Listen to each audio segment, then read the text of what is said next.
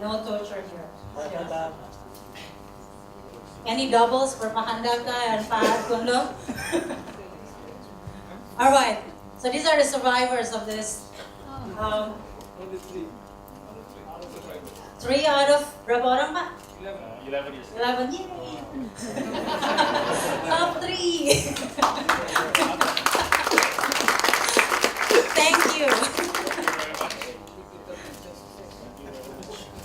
Terima kasih banyak, Pak. Alright, the next group that will present is a deep decarbonization group.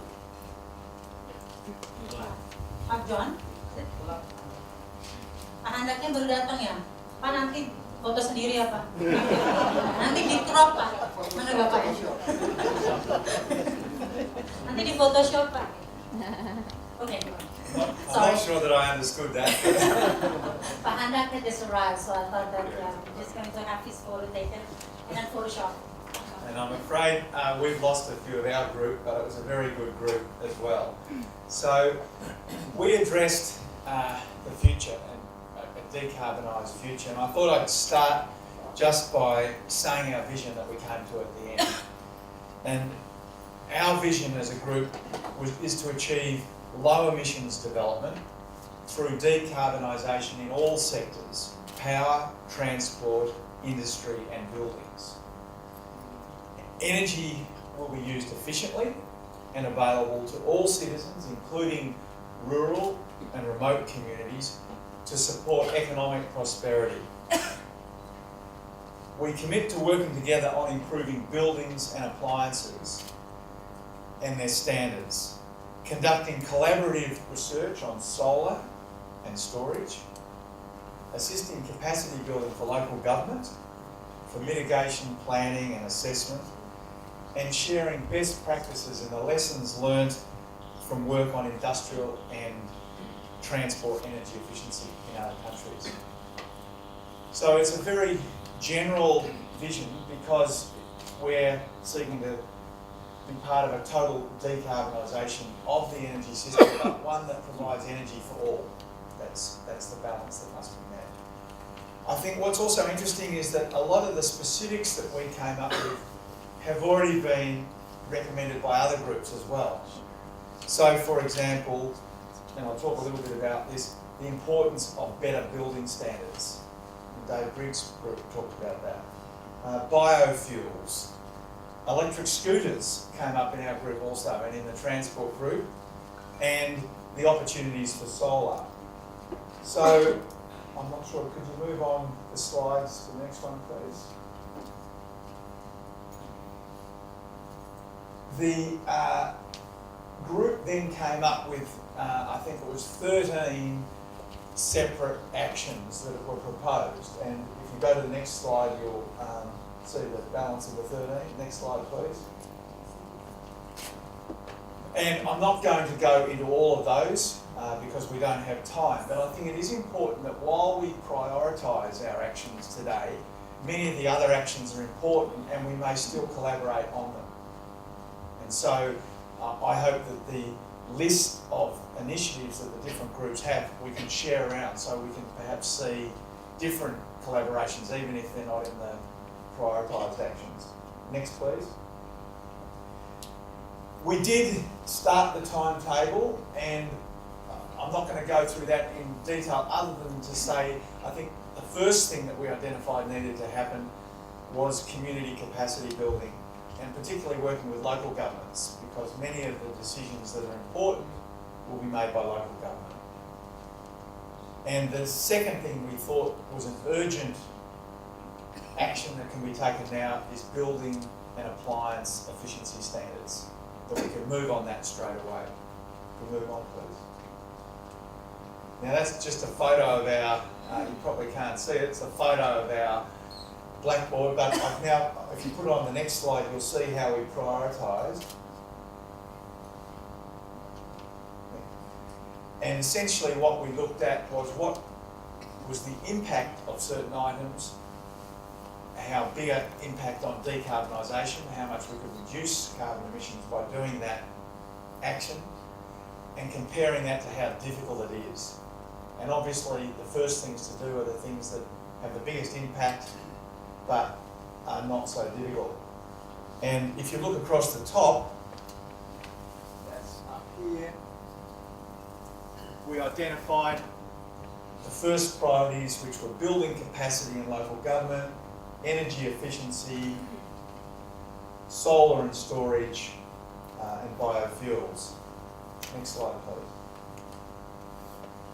please. So looking at 4 specific opportunities, I've talked about capacity building for local government in terms of planning for mitigation, regulation and governance. That was the first. The second, energy efficiency in buildings and appliances and industry. Third, biofuels. And then the next slide, solar and storage. And of course there are other groups also dealing with solar and storage. Now from that, if you could go to the next slide, please. Next slide. We developed a few specific commitments. And the first was to work together on building and appliance standards. And there is currently some work being undertaken here on that. And for example, Paul Chambers, who is in our group from the UK government, is working with the Ministry of Energy now on some projects that would help improve building standards. But it was indicated in the group that there are other projects happening around in different places, and there's a real need, and I think Farhan was saying this, to coordinate some of this work that's happening. And in terms of, from the Australian point of view, I've been able to give a specific pledge as the chair of Australia's body that determines our building regulations to collaborate with you on sharing information about the best form of building regulation. Next pledge, please. The second pledge was collaborative research on solar and storage for renewables. And this is a very high priority for the Australia-Indonesia Centre and for a number of universities here in Indonesia. And this is an opportunity for researchers in Indonesia and other countries, including Australia, to work together on practical research projects. Things like climate-specific issues for solar, issues around land availability for solar has come up. There are a number of different issues that we seek to work on. Next pledge, please. The third pledge related to, again, energy efficiency, and particularly sharing best practice in industry. Mining industry, manufacturing. There are, as we know from our work in Australia, you can improve industrial energy efficiency by up to 40%. And there's an enormous difference in different factories and different industries just by the processes that they adopt. And we undertake to share that, some of that expertise. And then the final pledge, please. Oh no, there's one after this too. I've talked about this as assisting in capacity building with local government. And then there's one further pledge. Move to the next slide. And Sherry will be pleased to know that Don Lucy has committed that Kura Kura Bali will adopt the Singapore Green Mark gold standard for tourism development.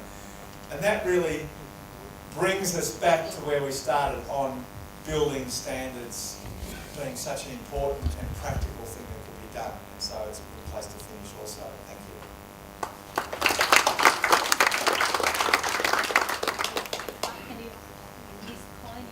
Remaining. We've got Carl and you, John, everyone that was in our group is still here.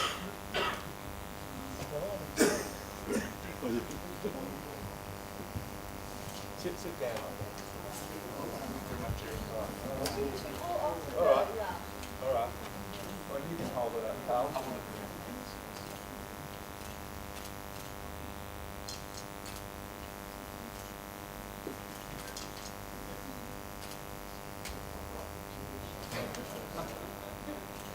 No more photos.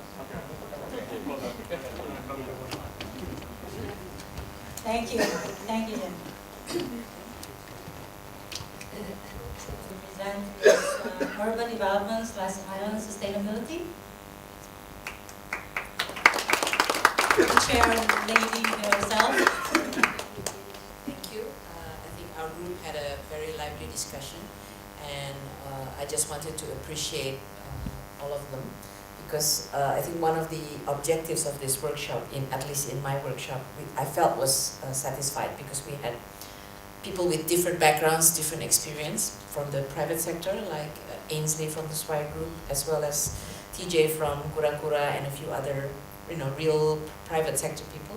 We had Mabo Tan also join us today, and he had very good inputs for us today. So practical policy experience, and then academics and experts. So I think what we tried to do has been achieved, at least in our group. And I think we have come up with some practical, sensible, and we hope maybe not so visionary initiatives, but I think workable and doable initiatives. So we came up with 13 initiatives, and then I think Dave reported earlier, we narrowed it down and prioritized it to 4. And I will read the 4, and then I will explain each one. And because it's urban development and island sustainability. On the urban development, much in line with what was just presented in the decarbonization working group, strengthen building regulations to best practice standards to reduce building energy consumption. That's one initiative. And then the kind of a more smaller project or initiative is to introduce wastewater recycling in a low-cost apartment development in Jakarta. On the island sustainability, our initiative focuses on 100% electrification of remote islands and areas by 2025, maximizing the use of renewable energy. And the second one, which is, we started out saying that it was a small initiative and project, but after the discussion we figured out this was not so small after all, which is implement waste to energy in Bali. Those of you who know Bali, you know exactly the waste disposal site I mean, which has now a mountain of waste. Implement waste to energy in Bali to reduce the waste disposable site, which is now 40 hectares, by 75% by 2025. Now let me explain a little bit in detail what we discussed in our group. So on the urban development, I think we all recognize that a country like Indonesia, you've got rapid urbanization happening. The numbers actually, we are now about 58% urbanized. By 2025, it's going to be 68%. And yet, we don't have a good program yet on green city development. Yeah? And, we had lots of discussions on lots of big ideas and big picture about mass transportation, about vehicle standards, about better planning and so on. But then we decided that we wanted to focus on something practical and doable, and we focus on lowering energy use in buildings. And as it turns out, according to some of the people in the room, energy consumption in buildings in urban areas is actually very significant. The number for Singapore is 30%.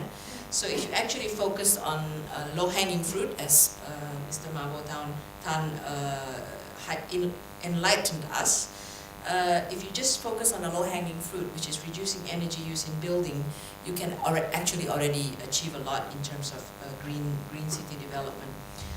So we focused on the idea that if we can get Jakarta standards up, and Jakarta standards are much lower than what you will find in Hong Kong, Singapore, Shanghai, or other places. So how to design and have ongoing management of commercial buildings that will reduce significantly the use of energy. And the recommendation, we have some concrete recommendations on how to achieve this. First of all, we should start a process where the stakeholders, the real estate developers and major building developers will sit together with the city government and with experts to just figure out what are our standards now and where would we like it to be. and we will have a study, or at least get data on the best practices and standards of other places. And we already have pledges from Singapore, from Hong Kong and Shanghai, and now I heard Australia. So we have a few best practice standards that we can look at and see what will work in the case of Indonesia.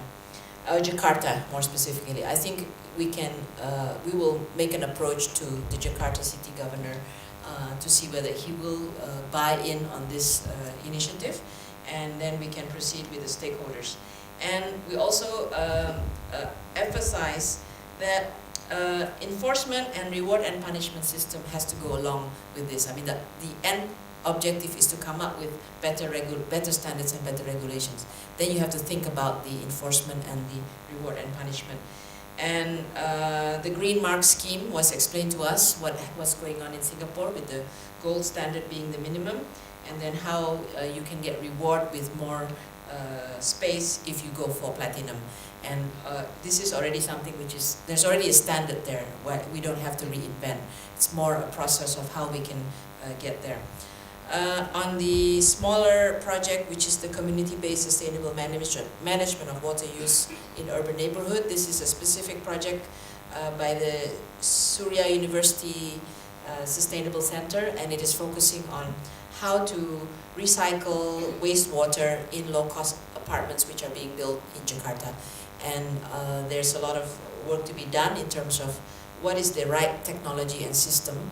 And again, Singapore has promised to talk about this and see, because Singapore has a lot of experience with this, to see what would work in the case of Jakarta. And if we can pilot this, this has the potential to be replicated. On remote island sustainability, a lot of discussion about not one size fits all, the importance of community initiatives and involvement and participation and ownership for this to work. And our vision is of 100% electrification of remote islands and remote areas. So it's not just islands, but remote areas by 2025, and maximizing the use of renewable energy. It can be 100%, it can be 80%, it can be 10%, depending on the geography, the locality, and the kinds of technologies that are available. And the focus is not just on the hard infrastructure, the right technology, smart grid, storage system, and what kind of renewables you would use, because it will depend very much on the locality. But it also needs to be focused on the soft infrastructure, which is the governance mechanism and the financing mechanism, and how it really is. It's not just about electrification as the final objectives. Why do you want electrification? Obviously, it's energy for all. It's the Sustainable Development Target 6.1 by 2030 to ensure universal access to affordable, reliable, and modern energy services for all. But it should also be linked to what will people get? What's the community will get from electrification? It's economic development, it's education, it's health, and it's ICT. One person in our group had a lot of experience with ICT. You can imagine remote areas being connected by ICT and what kind of world that opens up. And we have 3 concrete ideas to progress on this. First is to study the energy market failure that does not allow you now to just go out there to any remote area and develop a community-based energy proposal. This will require us to discuss with PLN how to open up or how to deregulate. Second, we want to put in a process that will catalyze the communities and an ongoing facilitation of the communities for capacity building to identify what they need, how they should develop it. And we will be training, we will propose to train a team of community liaison officers to work with the local communities, to catalyze it and then to work with them on an ongoing basis. You need to identify and train the community champions so that there's a sustainability to the whole build-up of the system. And we will be forming partnerships and networks with other island communities which have already developed systems. And we have a concrete pledge, I think Dave already reported on this, from one of the participants, Ainsley, who managed to contact the Scottish Government with the time difference. Overnight we got the answer that the Scottish government will be willing to send someone from Scotland, from the an island sustainability expert, to work with anybody from us in the government. I think maybe from the Environment and Forestry Ministry or the Energy and Mines Ministry, to evaluate what Indonesia needs. And we also will do a national mapping exercise to ascertain renewable potential in these various areas and test. I think we should do a few pilot projects and test the community-led approach in a number of remote islands or communities. And in our group there was already 2 proposals, plus maybe Sumba was already explained in our sessions yesterday. And we know I think collaborating with other initiatives, just like what you were mentioning. We know the World Bank has a 1,000 Islands initiative. We're trying to figure out how the energy component can go in there. So I think this is what we're going to be doing. And then finally, the specific project, which is Waste to Energy project in Bali. Again, Kura-Kura Island. We'll work together with Professor Ketut from Center for Sustainable Development in Udayana University on how we can make progress on this waste disposable site right now, which has a mountain of waste in the middle of the tourism area in Bali. Right now they have a 40-hectare site, and the idea is to develop the technology and system so you can reduce it by 30 hectare in 5 years and to 10 hectare in 10 years. And then the 30 hectares that you save from the waste disposable site can be developed into green area for public use. But this requires regulatory approaches, work with the local government. So it's not just about the technology. As you can see, in most of the cases, we do have to talk to the policymakers at the central level as well as at the local level. So this is why we hope that the Ministry of Environment and Forestry will support us, because we will need to have the link and the connection and the commitment and the buy-in also from the government. Thank you very much.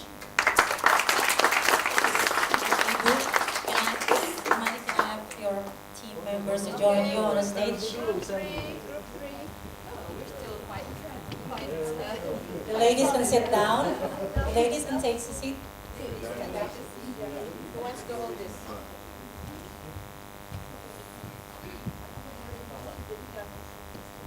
This is the largest group so far. Yay!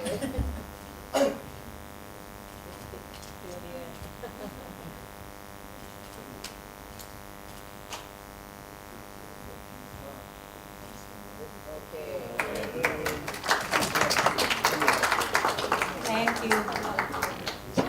Will be from Renewable Energy Group. Do we have speakers? Yes, good afternoon, ladies and gentlemen. This is our turn from Renewable Energy Group. That is a very interesting discussion within our groups because the person is from different expertise, from also the government parts, Minister of from Ministry of Forestry, and also from Gajah Tunggal, and as the sponsorship of this occasion, and also the private from universities, from LIPI also.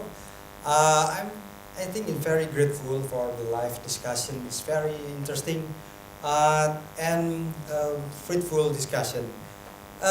So far, that is we have determined the long-term goals and vision. After some a little bit strong discussion, that is we try to express our goals. Is our goals and vision is this the increase of renewable sources to 23% by 2025 through the integration of diverse renewable technologies using local resource, thereby providing affordable universally accessible and social, environmentally acceptable energy. This is not easier to make a concluding of this discussion of our group. Different idea has already come out of this term. For example, to determine the renewable sources to 23%. This is very interesting because until now we have only from the national plans only 5%. This is truly, I think this is not easy to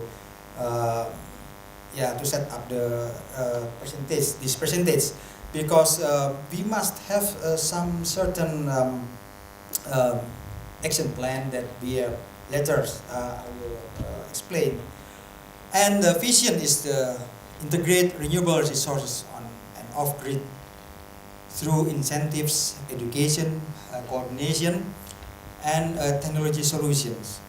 It is, that is Indonesia have 17,000 of islands. This is very difficult to have the on-grid electricity distribution. So one of the things is we try to see the potential local of these islands. This is the people should have some accessible to have this kind of the energy, renewable energy especially. So the people or from the government to the community should have some education and coordination, tight coordination to achieve this integrating renewable sources. And this is truly of hard discussion, and how do we can achieve that.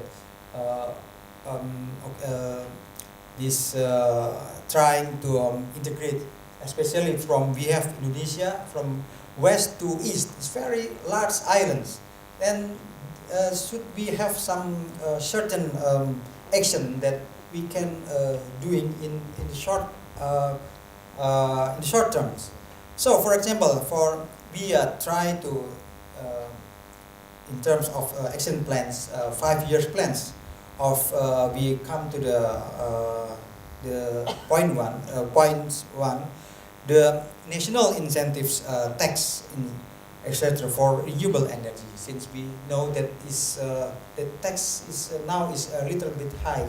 So we try to reduce to encourage the people or the community to try to find what kind of renewable is suitable. And also this should be integrated with a national roadmap of renewable roadmap for renewables. For example, SDM already setting up the goals and the plan. Until now, it is unfortunately difficult to implement it. That is the not implemented. This come out words of from our groups is difficult because the different mining, different mine or that is how to giving this roadmap executable, and also that creating full market integration for renewable energy. And this is interesting.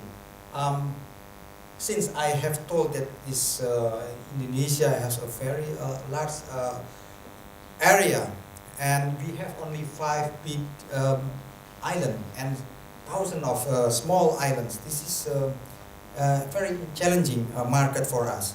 And the second, we are already trying to review the existing mapping of renewable energy resources for Indonesia, and provide necessary inputs. This is the mapping. For example, in Java Islands, what can actually this resource and renewable energy compared to the Papua Islands or Kalimantan Islands? This is different. to make that is the resource can be integrated as the point one mentioned. And economic assessment for the electrification of transport in cities. We try to reach the 5 years has the a suitable economic assessment for the electrification for the transport in cities, since we have known that in Jakarta, for example, still using the fuel like diesel fuel and so on. How we can change to the gas, for example? Then an economic assessment this is very need for to propose for these action plans. And number 4.4, development of building codes, including energy efficiencies and renewable energy in Jakarta. We are trying to writing down in Jakarta. Jakarta is a very much building in high-rise. Yeah, we mentioned, you can mention this is high-rise building, but certain buildings should have a lot consumes the energy, but we are trying hard to make this a word that building codes is to reduce the consuming of energy. In terms of energy efficiency, this is very important. And point number 5, the standard guidelines for renewables and education strategy for policymakers of the and the public. So we are trying to please the U.S. government to support these actions, and this is interesting from we have the groups from the Australian side. It is a very nice idea, and then also the Indonesian colleague, and also from U.S. government, Hillary. This is very interesting as the coordinating our groups. Then this is the idea how to make coordination to achieve these 5 years action plans for renewable energy groups. Okay, this is the end of my presentation of our groups. How I hope that is will be can be executed for from the government level and the private sector and the community should be in integration to have how we increase the, as I mentioned, the 23% by 2025. This is only maybe 15 years. In the next 15 years, this is very challenging times or period. Okay, that's all my presentation. Thank you very much for your attention. Can we call your group? Yes, members? please. Okay.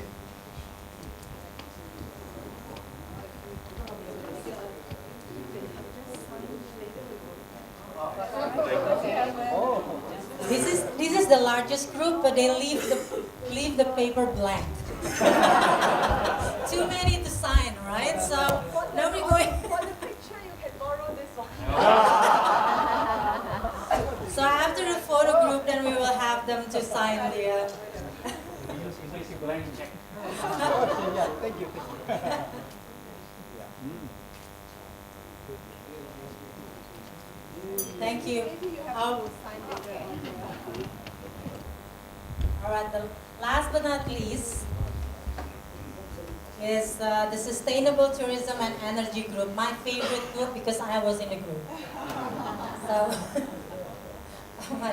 Pak David.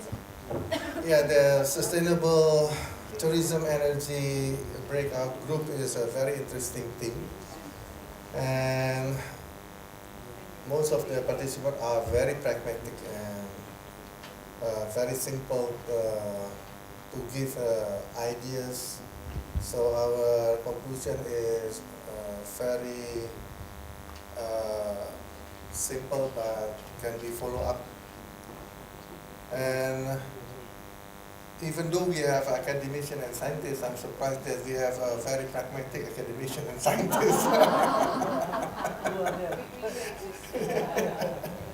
Yeah, let me read first our pledge or vision and commitments. Government commitment to support production of sustainable energy within protected areas, and private sector plans to work with government to develop energy efficiency measures with incentive plus enforcement to support this. So it's very simple that it's a combination of the public-private partnership that the government and private would like to have a commitment regarding this sustainability and sustainable energy. Yeah, I would like to appreciate and thanks to all the participants in the group, especially to Kenneth, the expert in the energy from Singapore. And now I would like to go to the next slide. Yeah, this is the first slide. This is the initiative to know about that. First, we are talking about the energy efficiency, and as you know, that in tourism, one of the most part of energy is when you start the construction of your resort, and also when the guests come and go from their hometown to destination. As you know, the carbon footprint for traveling now has become a serious issue, and also how you operate your resort. This is also should take a very serious in terms of the energy. Next is the incentive for efficiency and sustainable energy. We try to appeal to all the stakeholders to give incentive for the efficiency and sustainable energy. Next is the education for sustainable energy. As we mentioned here, that not every guest always care about green tourism. The challenges, first harmonize to have a clarification of the government policy for energy within protected areas. The idea is good, but in the reality, the implementation sometimes lack of coordination. So all the low-hanging fruits and benefits are always become delayed, and sometimes it not become fruitful anymore. Next, no government incentive for energy efficiency. We expect that the government will recognize for any institution from the private sector and give the incentive so they can develop more serious program regarding the energy efficiency. And last, the challenges is this is the most critical issue, that is the public mindset. It's very hard for us, especially in Indonesia, to educate even our children to have the mindset of energy efficiency. So, for instance, in my family, to ask my children always to turn off their lights after they go out from their room is sometimes is not easy. Opportunities, first, incentive for sustainable energy production in protected areas are ready to implement. This is a good news, because the government just issued a government act and also government regulation regarding this just recently, 2014. And we expect that this government act can really be used and utilized by the private sector to explore more sustainable energy in the protected area. And we surprised when we discussed regarding the energy efficiency is very significant in terms of the financial return. So it's not because we are the good guys would like to have this energy efficiency, but this is really give you a good financial return. Of course, you should learn understanding and bring all the experts into your organization to have this energy efficiency. Reduction of fossil fuel subsidies makes other option more attractive. Your organization will be more acceptable, and then the gaps between the subsidies of fossil fuel can give you more better conditions. Next, vision. Our vision to have lowest carbon emission, ideally zero, without trade-off with profitability and convenience within the tourism industry for the next 5 years. Usually when you try to have a lowest carbon emission in your operation, then you so-called trade off or sacrifice the convenience of your guests. And we don't want to have that kind of vision. We would like to have a vision that yes, we achieve to have the lowest carbon emission without trade-off with the profitability and the convenience of our guests. The mission and scenario, first regarding from the energy demand, we try to develop a green building code and other standard to have what we call the ZEB, the zero emission building. This is now become so famous, that's what Canada experienced in Singapore. And also the track energy use and carbon footprint. The enforcement, again, I agree very much with Ibu Mari. Voluntarily, if not without a good enforcement, we will not have achievement. So through regular reporting and compliance by audit. Yeah, so there should be independent third party that can audit regarding this enforcement for energy demand. The standardization and certification and also incentive for energy efficiency. From the energy supply aspect, we would like to have renewable energy and production and be used in tourism industry. As we mentioned, I mentioned before, the government already started for this. Incentive that make this attractive and economically sustainable. So we need a lot of campaign and also incentives, so the private sector would like to develop their development and investment into this direction. Change public mindset via education in school and also public outreach. Again and again, I think everything starts from the mindset. We have the same perception, we have the same mindset, and I think it's much better for us to work together. Recognition scheme regarding this lowest carbon emissions and also clarification and harmonization of government policy and regulation. Next. The development that are keys to success, we divide into three different time frames. The first is a short term, less than 5 years. First, incentive for production of sustainable energy within the protected areas. Clarifying and harmonizing regulation, and number one. One-stop policy, this is very important. One-stop policy that allows energy production as tourism activity without need for additional permit. So nowadays, because energy considered always belongs to the SDM or the energy ministry. So when you apply energy in a protected area, then you should deal with two different ministries. So we expect that it can go into a one-stop policy. For demonstration project for energy efficiency in tourism, we will show you our demonstration project later on, and green building codes and other standard for tourism development. Why we built the standard for tourism and development? Actually, we already start for this. Next.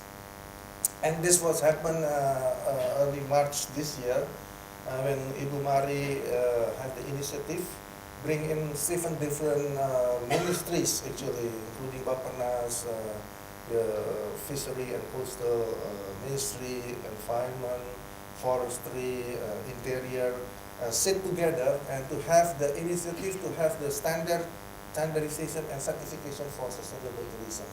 And we tie up ourselves with UNWTO through the GSTC, the Global Sustainable Tourism Council.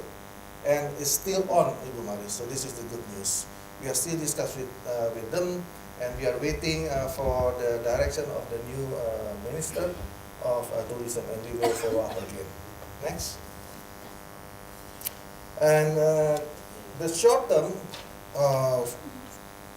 or the medium term or ongoing term, that is the public-private partnership for energy efficiency in tourism. We believe that public-private partnership is a structure that is good and applicable in Indonesia. A change of public mindset, education campaign, this is an ongoing process. Friendly financing investment, this is also very important. Our financing nowadays regarding this sustainable energy or sustainable development is quite tough. We expect actually a lot of associations in Indonesia that will be a green loan or green bank that will give a competitive offer to any investment regarding sustainable tourism or sustainable energy. Either competitive interest rate or grace period or a longer tenure. The long term, 10 up to 30 years, is the realization of full efficiency gains in tourism. That means it's not easy actually to have the full efficiency or gains of in tourism according to the NRC. And then next, the implementation of enforcement and accountability for efficiency standard. So this is still a long way to go to have this kind of accountability for efficiency standards. Next, now this is our first commitment and pledge. First is in the discussion we have the director of the national park with us yesterday. Unfortunately, he left because he has to be present in one important meeting in Bandung.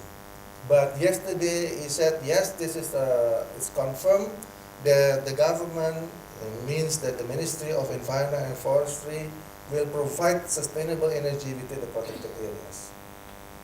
So we will have the hydropower plant, geothermal, and others. And the other thing is, if you get this so-called concession or facility from the government, and you use your electricity for your investment, and then there's still excess of energy, and if you donate it to the surround community, then you will get free of tax. There's no what we call the non-tax government, non-income government tax. If it is commercial, if you sell to the grid or to the PLN, then you should pay the non-tax government income. But if it is you donate to the community, then it's free. The key step is to harmonize and clarify government regulation. Again and again, the idea is great, but in the implementation, we need a lot of fine-tuning. The key partner, of course, the government, local and central, private community, the academician and media, potential funders is the government itself, private donors such as MCAI. Yesterday we have the CEO of MCAI with us. We discussed straightforward. Do you want to support this kind of pledge? He said, why not? So this is a good news. So all of us now think how to apply and to make an application to MCAI regarding this.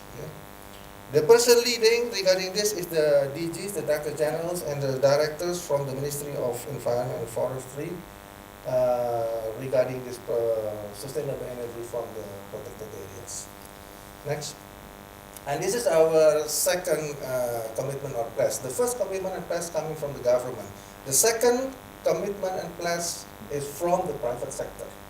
So the private sector pledged to work with government for sustainable tourism to develop energy efficiency measures with incentive to support this. And we have one project that ready for this, that is the Central Lombok District SDSN project. I would like to share with you a little bit regarding a sustainable tourism that we have in Indonesia. This is a very interesting project because this project, we work together bilateral G2G between the Indonesian government and the Korean government. Next. So this is the map of Central Lombok, south. Next. So this is the area of the community-based ecotourism where all the handicraft and the homestay. And we put and collect all together become next what we call the community-based ecotourism. Next.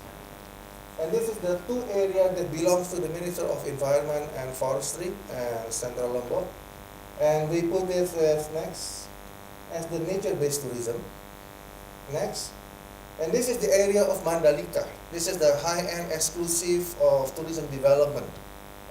Again, it's a public-private partnership between the private and government, and we put as a high-end tourism. Next. So all these, the community-based ecotourism, nature-based tourism, and high-end tourism next, then we have all the elements of sustainability aspect to have a sustainable tourism development. Next. And if we combine these three, then we can proclaim that